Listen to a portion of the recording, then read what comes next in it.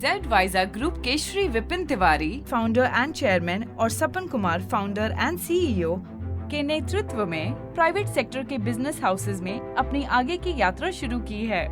उनका साथ देने के लिए कई समर्पित लोग हैं। जेडवाइजा ग्रुप में इलेक्ट्रॉनिक वाहन, मसाले, सौंदर्य प्रसाधन, मवेशी चारा, खाना पकाने का तेल, electric scooter, mustard oil and cosmetics के डिफरेंट सेगमेंट्स में ग्राहकों के लिए इनोवेटिव टेक्नोलॉजिकल का उपयोग करने और ग्राहकों के लिए प्रोडक्ट सॉल्यूशंस विकसित करने का लगातार प्रयास कर रहे हैं।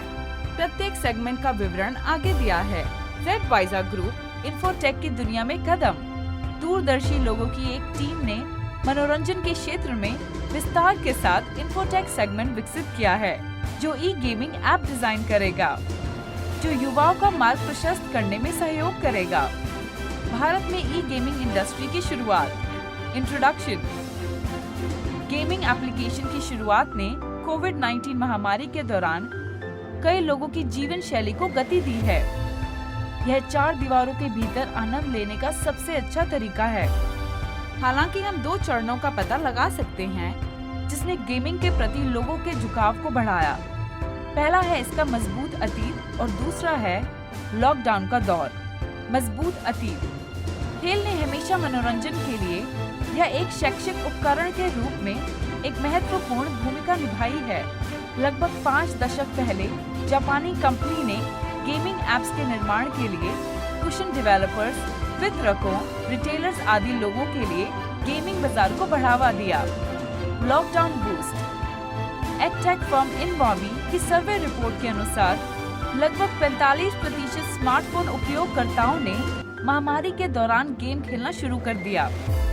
ये लोग न केवल अपने समय का औसतन 40% मोबाइल ऐप्स पर बिताते हैं और गेम खेलते हैं, लेकिन विभिन्न ऐप्स का भी उपयोग करते हैं। इससे गेमिंग ऐप्स में तेजी आई। 2020 में KPMG ने बताया कि भारत ने मोबाइल गेम डाउनलोड करने का उच्चतम रिकॉर्ड बनाया है, 730 करोड़, जो कुल world wide mobile game download करने का 17% था। एक आशाजनक शानदार भविष्य। गेमिंग इंडस्ट्री भारत में अचानक उभरा और फला फूला। फाइनेंशियल ईयर 2021 से फाइनेंशियल ईयर 2025 में 21% की कंपाउंड एनुअल ग्रोथ रेट से बढ़कर 29,000 करोड़ अमेरिकी डॉलर का आकार प्राप्त करने की उम्मीद है। ऑनलाइन कैजुअल गेमिंग सबसे बड़ा सब सेगमेंट है, 6,000 करोड़ अमेरिकी डॉलर मार्केट कैपिटलाइजेशन के साथ फाइनेंशियल ईयर 2021 के कुल ऑनलाइन गेमिंग बिक्री का 40% से अधिक है। उपयोगकर्ताओं के संदर्भ में फाइनेंशियल ईयर 2021 में भारत में 47 करोड़ गेमर्स और फाइनेंशियल ईयर 2025 तक सेम रेशियो रहा। गेमिंग मुख्य धारा बन गया है।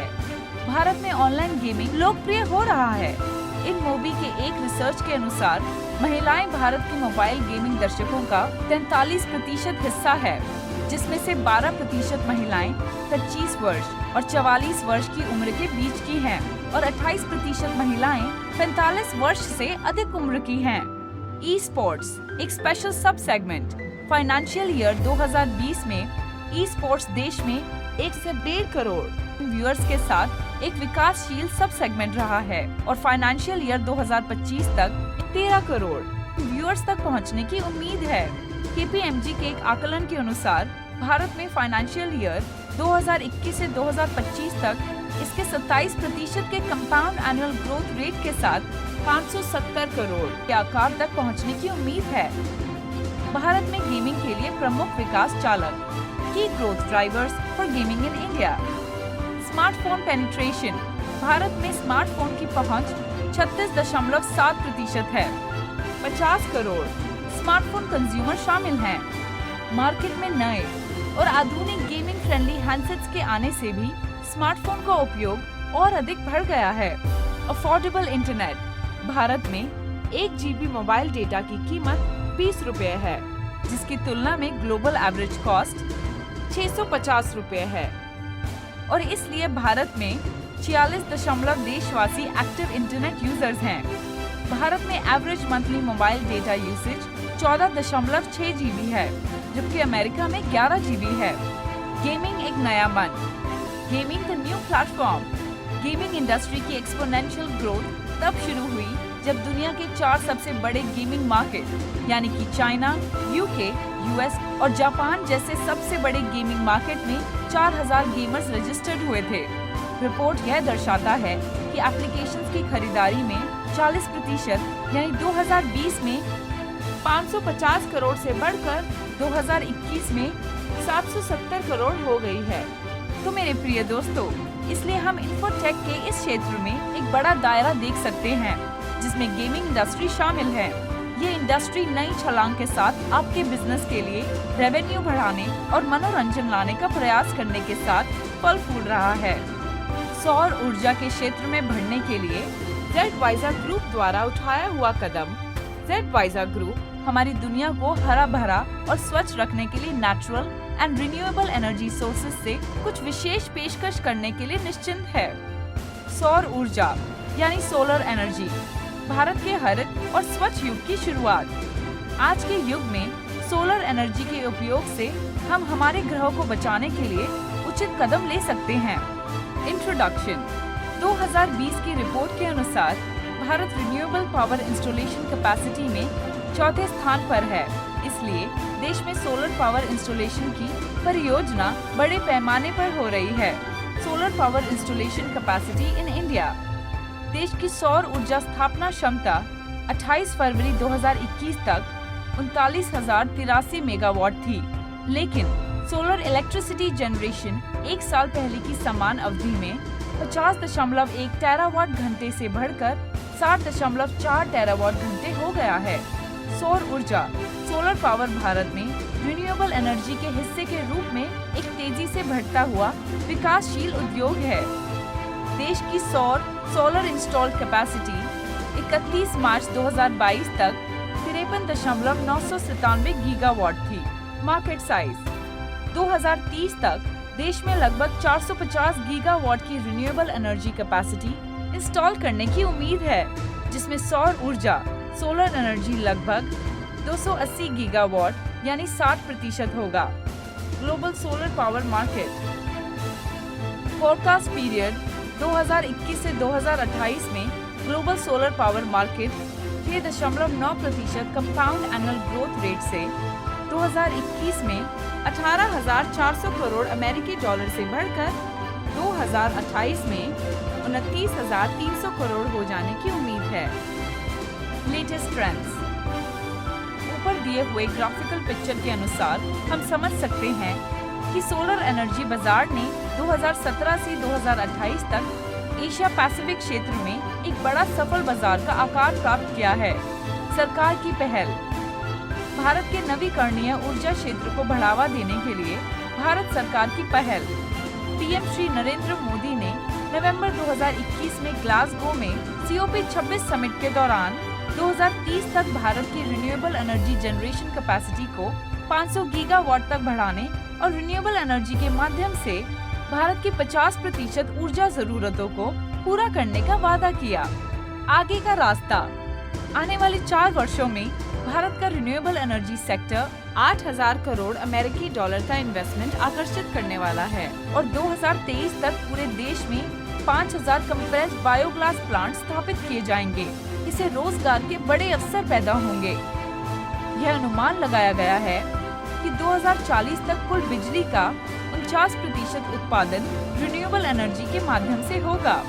इसलिए हम देख सकते हैं भारत सरकार द्वारा की गई पहलों के कारण इस सोलर पावर सेक्टर में हम कंज्यूमर्स को लाभ प्रदान कर सकते हैं।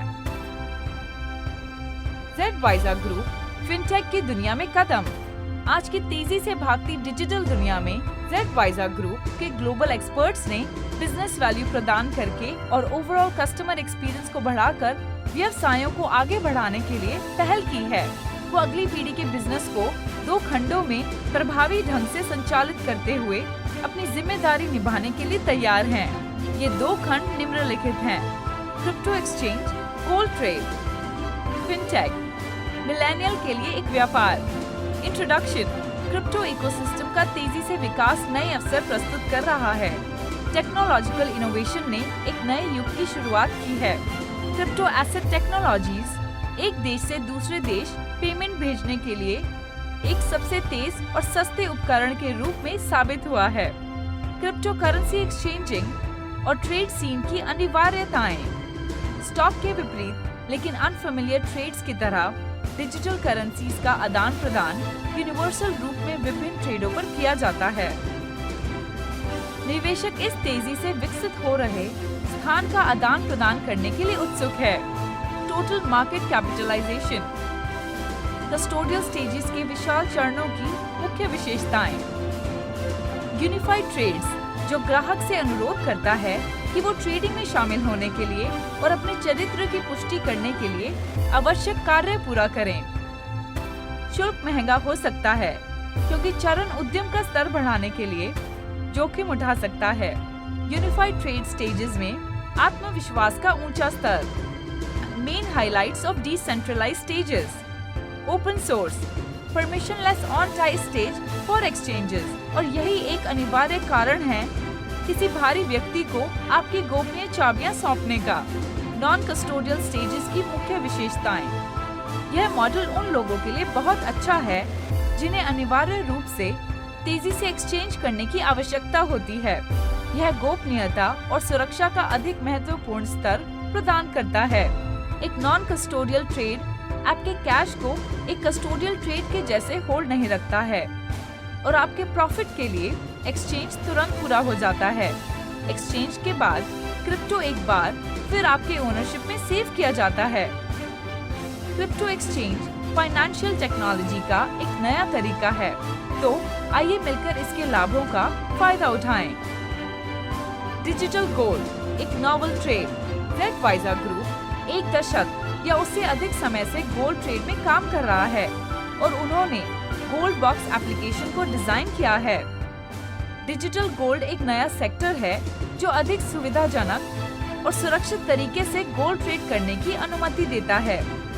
डिजिटल गोल्ड सबसे प्रचलित डिजिटल गोल्ड ट्रेड मेथड में निवेश बाजार में सबसे फल फूल रहा है क्योंकि इसके कई गुना फायदे हैं। Number 1, investment with small amount. Number 2, gold purity. Number 3, आसानी से बिकने योग्य है। नंबर 4, लोन के बदले उपयोग कर सकते हैं। Number 5, safer choices. नंबर 6, अपने पोर्टफोलियो में विविधता लाएं। Number 7, real time rates. Number 8, no making charges. Digital gold का भविष्य। डिजिटल सोना ट्रेडिशनल गोल्ड की सभी समस्याओं को एक परेशानी मुक्त तरीके से हल करता है, चाहे वो सुरक्षित रूप से संग्रहित करना हो या इसको लिक्विडेट करते समय शुल्क लगाना हो। आज की पीढ़ी के लोग अपने धन से वैल्यू जनरेट करने पर अधिक महत्व देते हैं। इन प्रेफरेंसेस ने गोल्ड बॉक्स ऐप के जरिए सोने की तरह पुरानी और विश्वसनीय संपत्ति को एक नया जीवन दिया है। गोल्ड बॉक्स ऐप ने नई टेक्नोलॉजीज का प्रयोग करते हुए सोने को डिजिटल प्रयोग करने योग्य और सुविधाजनक बनाते हुए सोने में निवेश करने को सरल बनाया है। तो मेरे प्यारे दोस्तों, सोने के व्यापार में सोना न केवल एक संपत्ति है बल्कि विरासत को आगे बढ़ाने का एक महत्वपूर्ण हथियार भी है। यह केवल निवेश या पैसा कमाने का स्रोत नहीं है, बल्कि यह सभी भारतीयों के भावनात्मक और सामाजिक मूल्यों को संयोजित भी किए हुए है। इसके अलावा सोने में निवेश करने से बाजार में उतार चढ़ाव भी बना रहता है, इसलिए डिजिटल गोल्ड में निवेश करना, अपना पैसा सुरक्षित करना और जब भी आवश्यकता हो इसका उपयोग करना एक बढ़िया विकल्प है। जेडवाइजर ग्रुप रिटेल मार्केट में एक सफलता। जेडवाइजर ग्रुप इलेक्ट्रॉनिक वाहन, मसाले, सौंदर्य प्रसाधन, मवेशी चारा, खाना पकाने का तेल और पेट्रो रसायन जैसे डिफरेंट कैटेगरीज में संबंधित प्रोडक्ट्स की वाइड रेंज में बिजनेस करता है। ये मल्टी प्रोडक्ट्स हर ग्राहक की जीवन शैली को बेहतर बनाने वाले हैं। रियल इंडस्ट्री के 2020 में 80,000 करोड़ अमेरिकी डॉलर, 2030 तक 1,50,000 करोड़ अमेरिकी डॉलर तक पहुंचने की संभावना है। भारत के रिटेल मार्केट में उछाल। इंट्रोडक्शन। इंडियन रिटेल इंडस्ट्री सबसे गतिशील इंडस्ट्रीज में से एक बन गया है।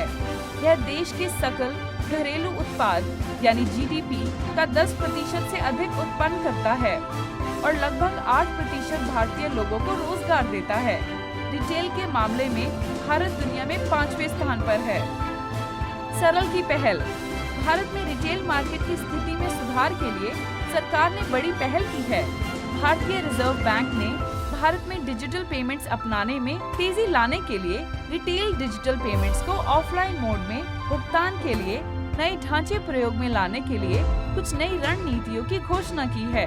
आंध्र प्रदेश सरकार ने साल 2021 के जुलाई महीने में रिटेल पार्क्स पॉलिसी 2021 से 26 की घोषणा की है, जिसके अगले 5 वर्षों में 5,000 करोड़ रुपए रिटेल इन्वेस्टमेंट करने की संभावना है। आगे का रास्ता। देश में ई कॉमर्स बिजनेस का बढ़ना जारी रहेगा। देश में ऑनलाइन खरीदारी करने वाले की संख्या में वृद्धि के कारण इंडियन ऑनलाइन रिटेल मार्केट के साल 2021 में 5,500 करोड़ अमेरिकी डॉलर से बढ़कर 2030 में 35,500 करोड़ अमेरिकी डॉलर तक पहुंचने की उम्मीद है। ऑनलाइन रिटेल यूसेज के 2019 में 4.7% की तुलना में 2024 में 10.7% तक पहुंचने की उम्मीद है। तो हम समझ सकते हैं कि भारत सरकार की पहल और विकास रिटेल बिजनेस को गति देने वाला है। Z-Visa ग्रुप के साथ हाथ मिलाकर इसे हासिल कर सकते हैं। तो चलिए सफलता की यात्रा शुरू करते हैं। रॉकेट साइंस में Z-Visa ग्रुप 1 एक कदम आगे। Z-Visa ग्रुप कम्पेटिटिव मार्केट में एरोस्पेस के अपने नए खंड को आगे बढ़ाना शुरू कर दिया है। भारतीय एरोस्पेस उद्योग एक्सपोनेंशियल ग्रोथ के लिए एक उड़ान। इंट्रोडक्शन।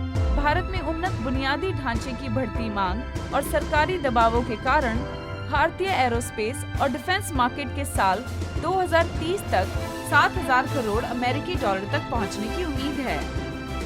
प्रेरणादायक कारक। Increasing military and defence expenditure. रक्षा मंत्रालय के कुल एलोकेशन में से 4,14,000 करोड़ रुपए यानी 53,000 अमेरिकी डॉलर डिफेंस सर्विसेज के एस्टिमेट्स के तहत प्रदान किया गया था, जो 3 आर्म्ड फोर्सेस और DRDO के खर्च को संबोधित करता है। Strong A&D ecosystem. Bharat foreign investments आकर्षित करने में वर्ल्ड्स प्रोटेक्शन एक्सपोर्ट्स में 19वें स्थान पर है। यूनियन मिनिस्ट्री ऑफ डिफेंस 2025 तक aviation and safeguard items and administration department में 1,75,000 करोड़ रुपए यानी 2,339 करोड़ अमेरिकी डॉलर आय बढ़ाने का इरादा रखती है, जिसमें 35,000 करोड़ रुपए यानी 470 करोड़ अमेरिकी डॉलर के उत्पाद भी शामिल हैं। सरकारी पहल। भारतीय सरकार डोमेस्टिक मैन्युफैक्चरिंग और इंडस्ट्रीज में विकास को बढ़ाने के लिए कई उपाय कर रही है। Foreign direct investment. 80 संगठनों द्वारा दी गई जानकारी के अनुसार जून 2020 तक FDI द्वारा 3,454 करोड़ रुपए यानी 47 करोड़ अमेरिकी डॉलर को सुरक्षा और विमानन क्षेत्र में नामांकित किया गया है। मेक इन इंडिया पहल। मेक इन इंडिया जैसे योजनाओं को सफल बनाने के लिए डिफेंस एंड एरोस्पेस भारत में प्रमुख क्षेत्र है।